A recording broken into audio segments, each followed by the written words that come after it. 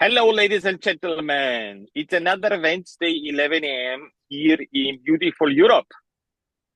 Welcome back to the show, guys. We got a good question today, and I'm looking forward to answering it. Here's the question.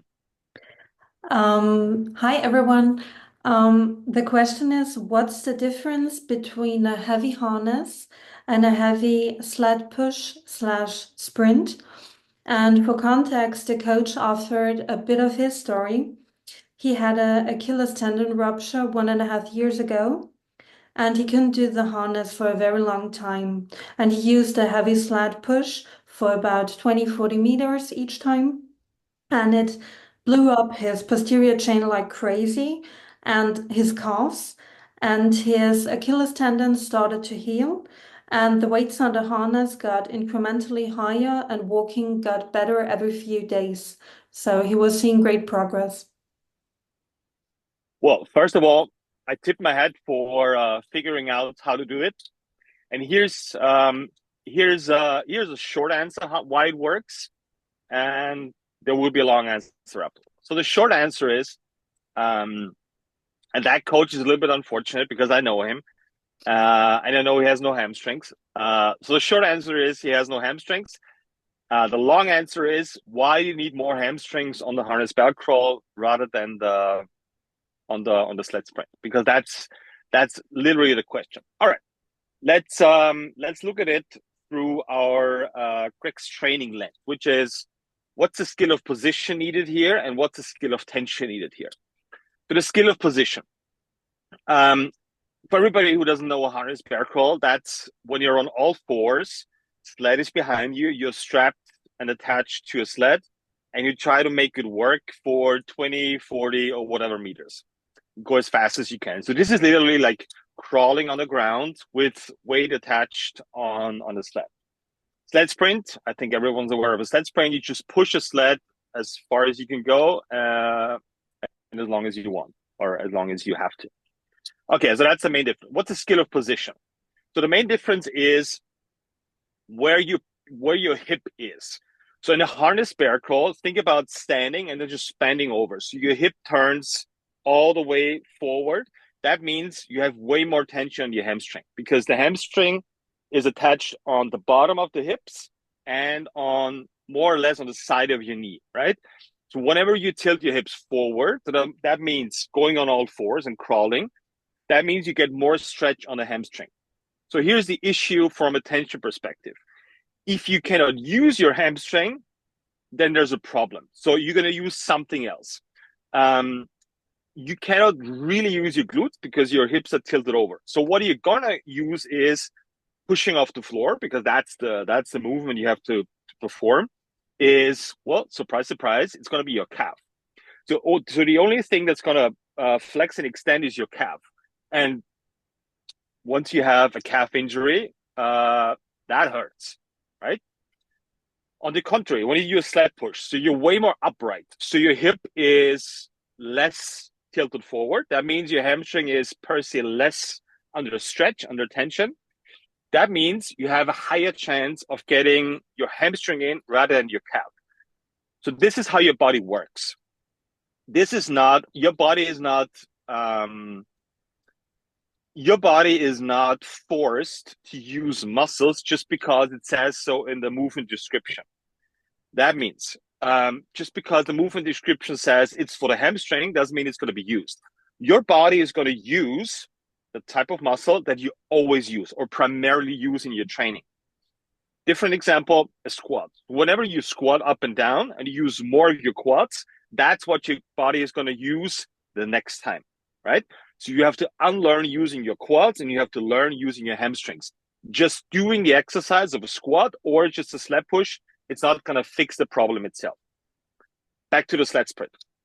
So the sled sprint or the sled walk, I guess, in the beginning helped him tremendously because, simple speaking, he could not use his calves as much as on the harness bear crawl. Plus, it helped him obviously find a little bit more of a hamstring tension. So that's the beauty of even like lower skill exercises. They can still fuck you up. Um, Quick summary: hip position, more stretch on the hamstring. technically would give you more chances to use your hamstring. The problem is if you cannot use it, it Mhm. won't work and you're going to use your calves. So here's a quick tip for everybody who tried to do a harness bear crawl, but still feels the quads way more or the calves way more. Start the harness bear crawl in a more upright position. That means lift your hands a little bit off the ground. That doesn't mean fully upright, but somewhere in between, right?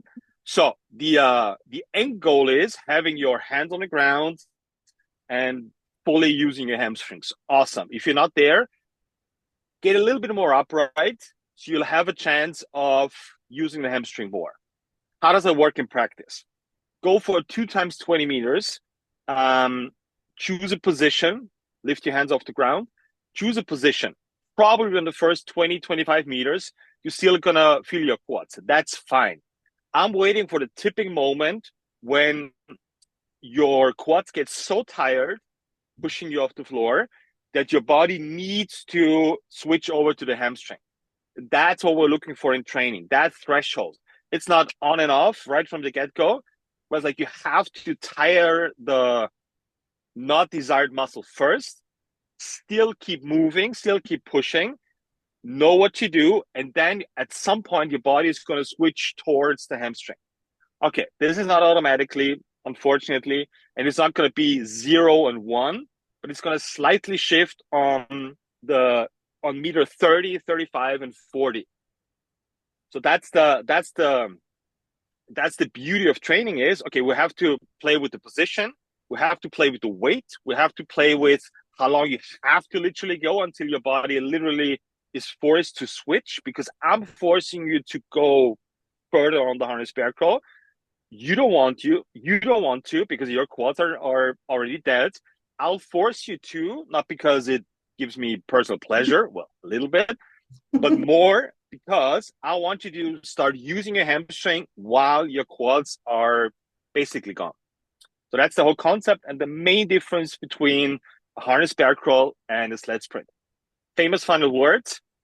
If I ever see you do a harness bear crawl light for more than 40 meters, I'll come for you. Mhm. Thank you very much. See you next week. I have one question because I've Sure. experienced that, um, as we all know, or you know, I also have no hamstrings, or we are getting there. But when I did the harness in the beginning, I always felt mostly my quads, and it was a great clue for me to be told to have my steps shorter and quicker because I was kind of like trying to go take like really big steps. So maybe that's also something to consider. Okay. So let me recap something. Everybody has a hamstring, fortunately. So there is no sentence saying I have no hamstring or he has no hamstring. Everybody has a hamstring, and most of the times, size wise, it's big enough, right? So there's two factors in using muscles. There's a quantity side of it and there's a quality side of it. Mhm. Quantity means how big is the muscle, and the question is how big does it need to be, right? Do you have to squat like 500 kilos? Well, chances are the muscle itself has to be bigger than if you want to go for a 20-minute jog, right? That's the quantity side of it. The quality side of it, or how I would call it the job of a muscle, Mhm. is teaching the hamstring to produce in 3 different ways. Produce tension, that means firing. Think about the harness bear crawl we just talked about. So literally pushing you off the ground. Mhm. The second one is stabilizing, absorbing more or less. Um, this is, for example, you lowering the weight on an air squat or on a weighted squat. So those are different functions of your muscle, and this is going to be also depending on the position of your hip. So whether you're using your hip to kind of go backwards or forward. Long story short, we have to tackle the muscle size wise, quantity wise, and quality wise, which is okay, is the muscle capable of going into certain positions, producing tension, stabilizing tension, absorbing tension? Your question was Why did it help you, the smaller steps? Mm-hmm. Yeah. Um, okay, I'm trying to think of a short answer. The short answer is the longer the step, that means, for example, sprinting versus jogging, right? If you sprint, your stride is double, triple, quadruple the length, right? The longer your stride, the longer you need for your, how I would call it, range of motion and attention, and the required tension. The shorter you go, the less the requirement for your hamstring to work. This kind of makes sense. If you think about longer stride, that means your hamstring has to work in a longer range of motion and attention. Shorter stride, your hamstring can get away with a little bit more stuff. Mm-hmm. So coaching wise, this is a good tip. The ultimate goal at the end of the day is the longest stride with as much hamstring activation as possible, Mm-hmm. as always. Okay. All right, cool. Yeah. We're done. Yeah. Sweet. All right, guys, bring out the questions for next week. Every Wednesday, 11 a.m., we're going to answer all of your questions. There's no stupid question. There's only stupid answers from me. So bring them on.